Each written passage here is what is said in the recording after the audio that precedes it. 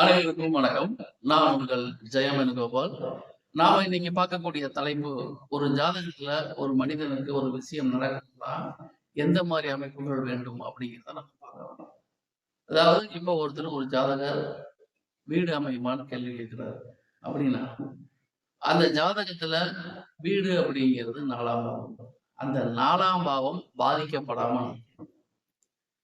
லக்னத்துக்கு 4ஆம் பாவம் பாதிக்கப்படாமல் இருக்கணும். லக்னாதிபதிக்கு 4ஆம் பாவம் பாதிக்கப்படாமல் இருக்கணும். வீடு அப்படின்னா நம்ம செவ்வாய் எடுக்கலாம். மனைக்காரகன் செவ்வாய். அதாவது ஒரு இடம் வாங்குறது அப்படிங்கிறது செவ்வாய். வீடு கட்டின வீடுனா சுக்கிரன். இப்போ ஒருத்தர் வீடு அமையுமான்னு கேட்டா, அவங்க அபார்ட்மெண்ட்ல வாங்குறாங்களா அல்லது இடம் வாங்குறாங்களான்னு கேள்வி. பாவம் அப்படிங்கிறது 4ஆம் பாவம் தான். காரகிரகம் அப்படிங்கிறது வெறும் மனைக்கு காரகன் செவ்வாய், வீட்டுக்கு காரகன் சுக்கிரன். அப்ப லக்னத்துக்கு 4ஆம் பாவம் நல்லா இருக்கணும். லக்னாதிபதிக்கு 4ஆம் பாவம் நல்லா இருக்கணும். சரி, லக்னத்துக்கு 4ஆம் பாவம் நல்லா இருக்கும். லக்னாதிபதிக்கு 4ஆம் பாவம் பாதிக்கப்பட்டா வீடு வாகனம், வண்டி வாகனம் இதெல்லாம் தரணும். காரணம் என்னன்னா, ஒரு பாவம் நல்லா இருந்தா அந்த பாவம் லக்னத்துக்கும் நல்லா இருக்கணும், லக்னாதிபதிக்கு நல்லா இருக்கணும். இப்போ லக்னத்துக்கு நல்லா இருந்து லக்னாதிபதிக்கு பாதிக்கப்பட்டா அந்த விஷயம் ஜாதகருக்கு தடை வரும்.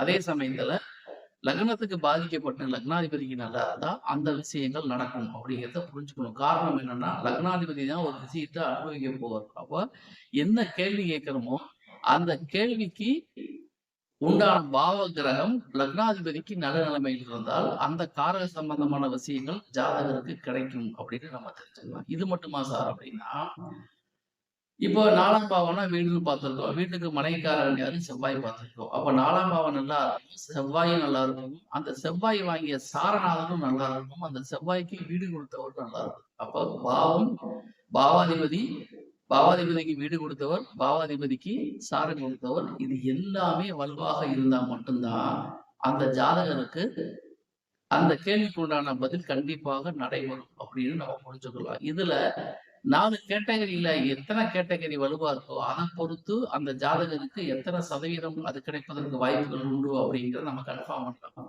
பாவம், பாவாதிபதிக்கு வீடு கொடுத்தவர், பாவாதிபதிக்கு சாரம் கொடுத்தவர், இந்த 4 கேட்டகரியுமே நன்றாக இருந்தால் 100% அந்த ஜாதகருக்கு அந்த கேள்விக்கு உண்டான பதில் பலன் கிடைக்கும். மாறாக 2 ஃபேக்டர் நல்லா இருக்கு, 2 ஃபேக்டர் பாதிக்கப்பட்டா 50% கிடைப்பதற்கு வாய்ப்புகள் உண்டு அப்படிங்கிறத நம்ம முடிவு பண்ணிக்கலாம். இந்த 4 கேட்டகரியுமே பாதிக்கப்பட்டிருந்தா அந்த பாவ சம்பந்தமான கேள்விகள் ஜாதகருக்கு கிடைப்பதற்கு ரொம்ப குதிரகமான விஷயம் அப்படின்னு நம்ம புரிஞ்சுக்கலாம். இவை எல்லாமே முழுக்க முழுக்க பொதுவான தகவல் தான்.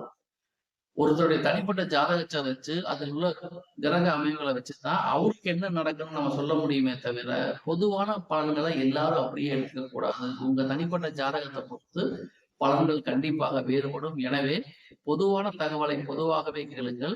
ஒவ்வொரு கேள்விக்கும் ஒவ்வொரு பாவத்துக்கும் உண்டான பதில் உங்களுடைய தனிப்பட்ட ஜாதகத்தை பொறுத்து மாறுபடும், வேறுபடும் என்ற அடிப்படை உண்மைகளை கவனத்தில் கொள்ளுங்கள். இந்த விஷயங்கள் யாவும் முழுக்க முழுக்க பொதுவான தகவல். நன்றி நேயர்களை, மீண்டும் அடுத்த பதிவில் வேறொரு தலைப்பில் உங்களை சந்திக்கின்றேன். அதுவரை உங்களிடமிருந்து விடைபெறுவது உங்கள் ஜெயம் வேணுகோபால். நன்றி, வணக்கம்.